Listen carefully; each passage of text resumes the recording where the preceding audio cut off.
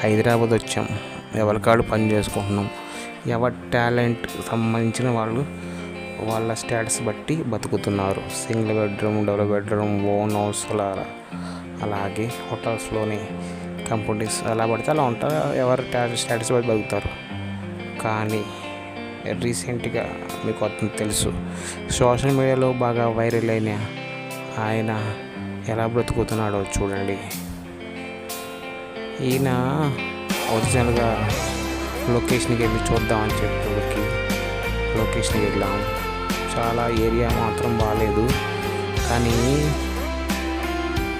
ఆయన వంట వరకు ఎంట్రీ ఇచ్చేవాడు, ఇప్పుడు ఎంట్రీస్ కూడా ఇవ్వట్లేదు. ఎందుకో అడిగాము.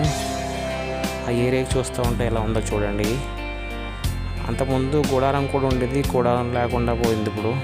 అంటే గుడారం కూడా ఊడిపోయి ఉంది, బయటికి కనబడుతున్నారు. ఇప్పుడు కొన్ని రోజుల్లో వర్షం పడితే ఆయన పరిస్థితి ఆయన పట్టించుకోవట్లేదు. దీని గురించి సోషల్ మీడియాలో చాలా ఫేమస్ అయ్యారు. ఆయన ఈ తెలుగు తక్కువ అంటే కాదు, జ్ఞాని.